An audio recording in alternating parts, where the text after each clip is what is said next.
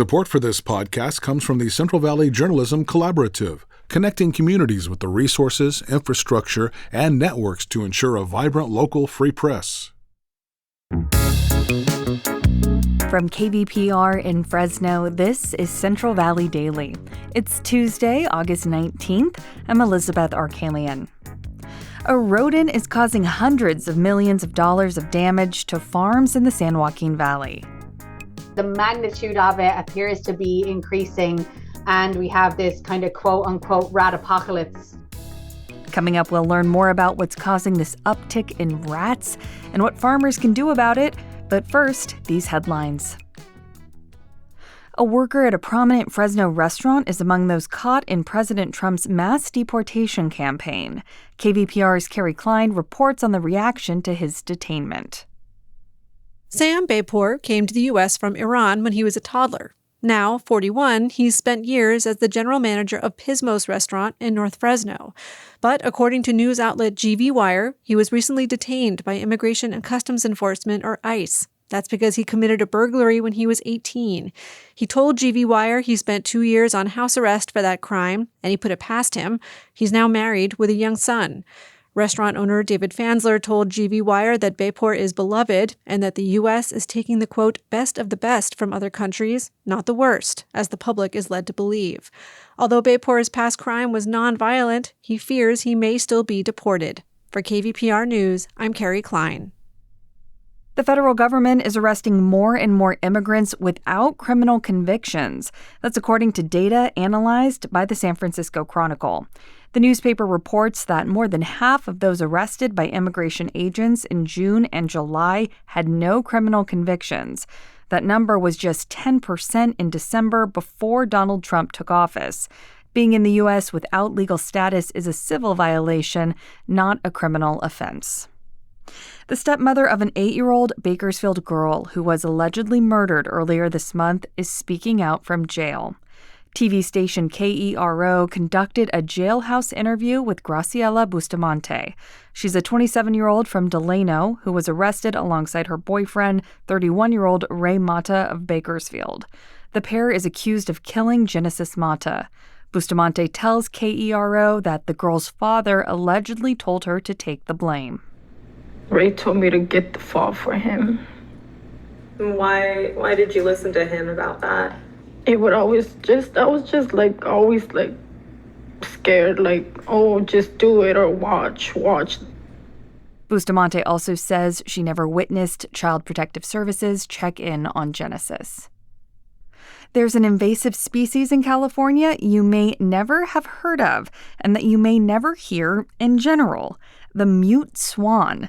Many are worried about the impact the birds are having on the state's few remaining wetlands, and now lawmakers are getting involved. Ryan Sabalow with Cal Matters has the details. A bill advancing in the state legislature would allow hunters and landowners to shoot mute swans for the next 5 years to try to bring their numbers down. This spring, state biologists estimated over 12,000. These birds are highly territorial and aggressive, often displacing native waterfowl species like ducks and geese. That's Coachella Assemblymember Jeff Gonzalez, who wrote the bill. The proposal has sailed through the legislature so far, but animal welfare advocates plan to push back and say the threats the swans pose are being exaggerated. That was Ryan Sabalow with our news partner, Cal Matters. A Yosemite National Park employee has been fired after a public demonstration inside the park. Wildlife biologist S.J. Joslin told Bay Area news outlets they were fired for flying a transgender pride flag on the face of El Capitan. The demonstration took place in May. That was just before the park updated its policies to prohibit flying flags on the Granite Rock Formation. Joslin said the flag demonstration was outside of work hours and the firing violated their right to free speech. The 2025 edition of KVPR's $10,000 drawing is underway. Do your part and support the station by purchasing a ticket for a chance to win $10,000. Tickets are $100 each and limited to 800 sold. Other prizes include a 2-night stay at the Cottage Inn in Pismo Beach and $250 to dine at restaurants in your community. Tickets are available now at kvpr.org/10K. And now to our main story.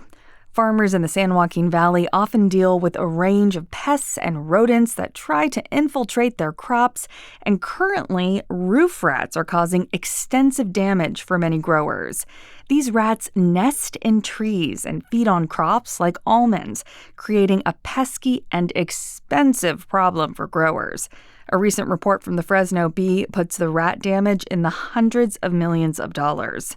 To better understand what exactly roof rats are and why they're causing so much damage, I spoke with Niamh Quinn.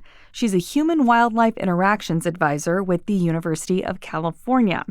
I started by asking Niamh how roof rats are different from the typical rats that most of us are used to seeing.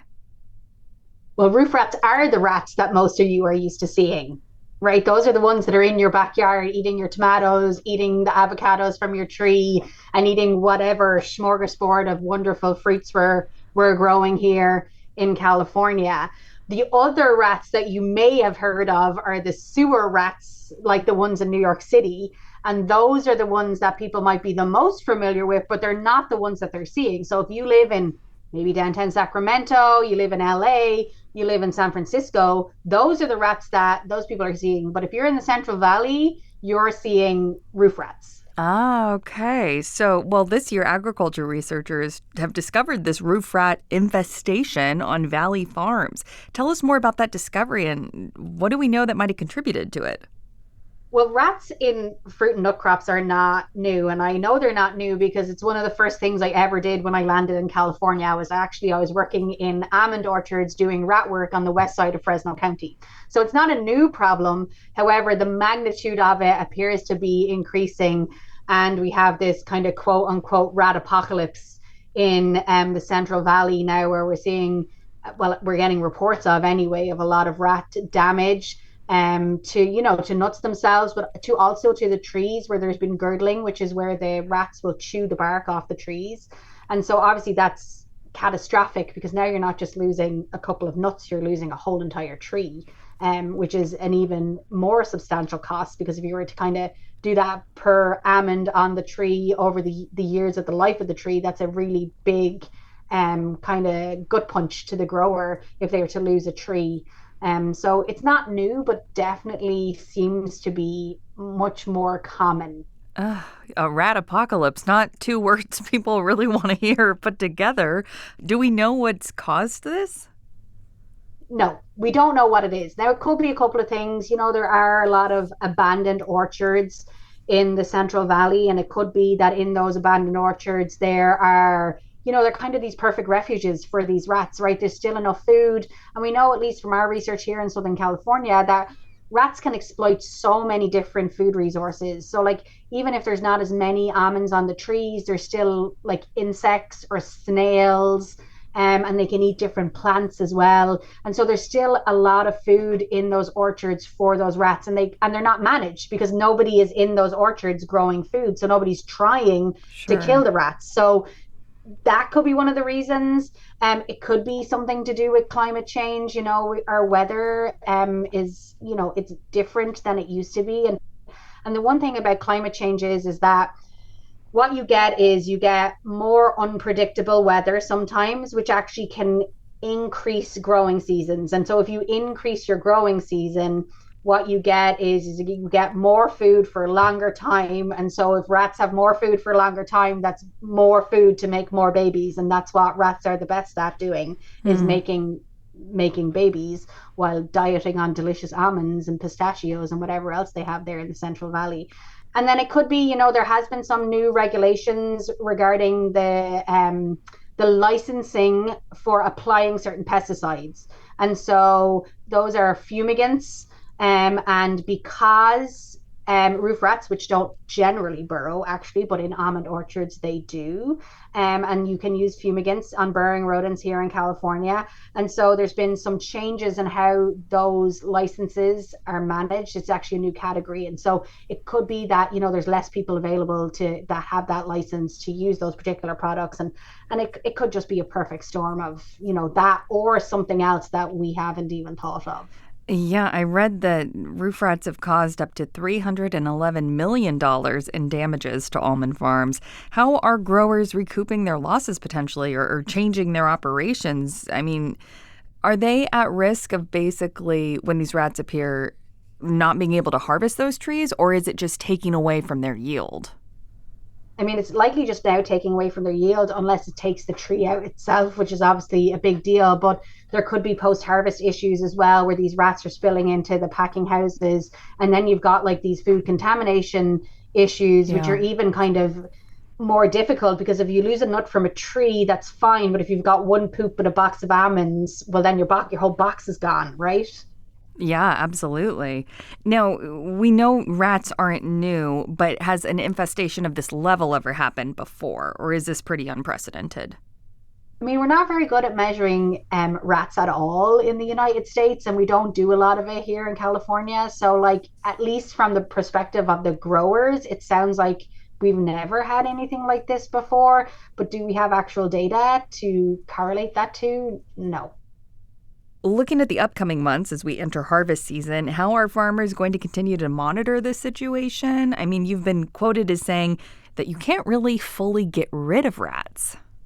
Yeah, we do live in an infinite sea of rats. Everybody does, basically. And so it's not about managing the rats itself. Well, it is about managing the rats, but it's more about managing the damage. And so, like, the less rats you have, the less damage you have. And then the less rats you have, the less chance you're going to contaminate your food as well, which is obviously a potential issue.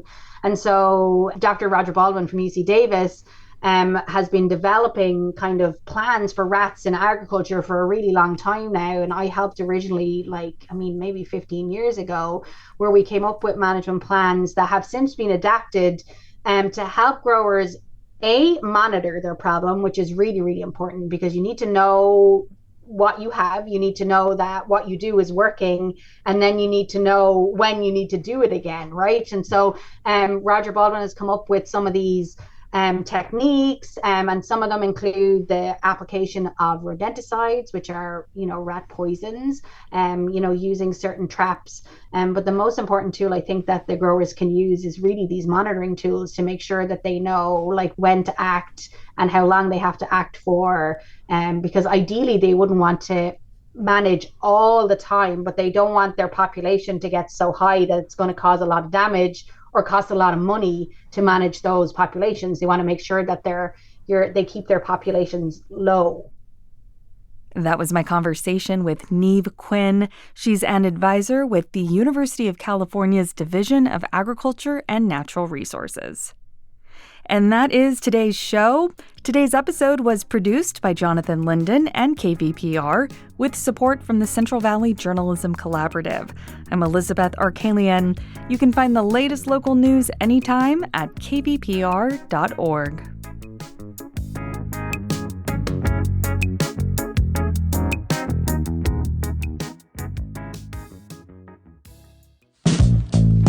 These days, there's so much news, it can be hard to keep up with what it all means for you, your family, and your community. The Consider This podcast from NPR features our award-winning journalism. 6 days a week, we bring you a deep dive on a news story and provide the context and analysis that helps you make sense of the news. We get behind the headlines. We get to the truth. Listen to the Consider This podcast from NPR.